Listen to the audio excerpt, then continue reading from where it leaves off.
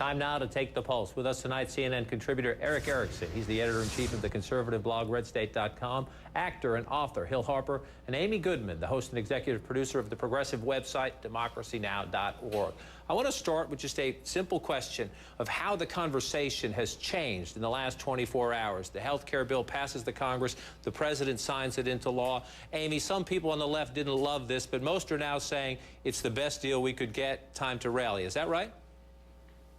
Well, I think people are deeply concerned right now that the insurance companies are actually even given more power. Sure, people care about 30 million more people eventually getting health care who didn't have it. Sure, people care that kids who have a pre-existing condition should definitely be covered by insurance as well as adults, and that'll come in a few years.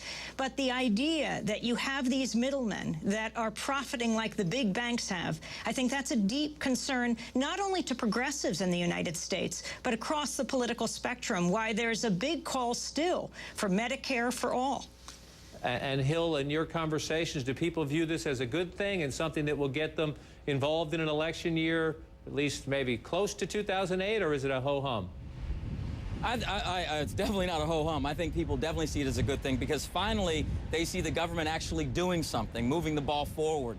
You know, at the end of the day, a lot of people I talk to believe that we should be on our 4th, 5th, 6th, 10th iteration of some type of health care. And it's disappointing to hear talk about repeal. I mean, amendments is what we want to see. Obviously, we're a country that does great things. We make a big change, and then we add amendments to it to make it better, to make it a more perfect union, so to speak. So I hope that this is actually allowing the ball to be kicked. It's certainly not a goal, and it's certainly not perfect, but at least it's a start. So Eric, is there new energy on the right for the repeal effort, or is there a bit of a deflation that Obama gets a big policy victory? No, I think there's a lot of energy today. Already Senator Jim DeMint, with his legislation, S-3152, is out, lining up co-sponsors all across the Republican spectrum to repeal this. In the House, you're seeing the same thing.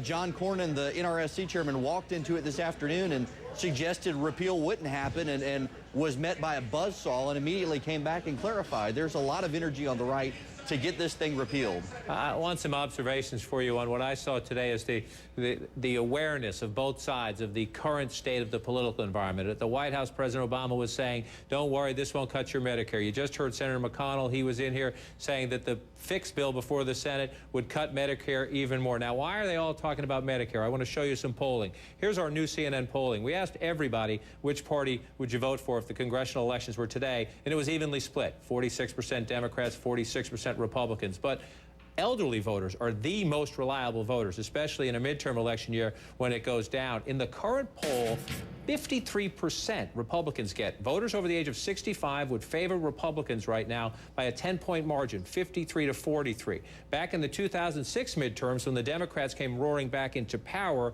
the elderly voters were split. Amy Goodman, if the elderly stay aligned with the Republicans like that by 10 points, what happens come November? You know, I don't think that will happen because there's been such a discussion about process now that people are just terrified. They don't know what's going to happen. And I think it's the proof that Medicare is the answer for all. Older people know that Medicare is a good deal, and they're afraid of losing it. That's why they're concerned. But as the discussion goes on about what people gain, about the fact that they'll be getting drugs, they can continue to get drugs and actually get a break on drugs, no, I think they will be more supportive. But the bigger issue, and I think the older folks are the wisest folks, this issue of Medicare, that it's something that works, that it's popular. I think they have something to teach all of us, that is the solution for everyone. And Hill, you mentioned how happy you were that Washington finally got something done. Independents, that's one of the things they watch. They don't like gridlock. They don't like partisanship. Here's our poll when you look at independent voters. Which party would you vote for today for Congress? Republicans have a huge edge, 49% to 35%. And this is critically important because in 2006, when the Democrats came roaring back,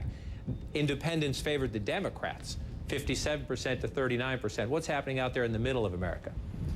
Well, John, Amy's right in the sense polls reflect present-day fears, not future results. And so as people get educated and start to see, you know, there's been a lot of fear-mongering around this health care reform issue. Now that we actually have a bill in place, we have a law signed, people can start to notice that a result. When you're able to, you have a son that's 21 years old that can stay on your health coverage till he's 26, and all these little things that folks will start to notice, their fears will start to go down, and I think you'll see the polls start to move, because the polling data today reflects the fear-mongering that's been going on for the past umpteen months.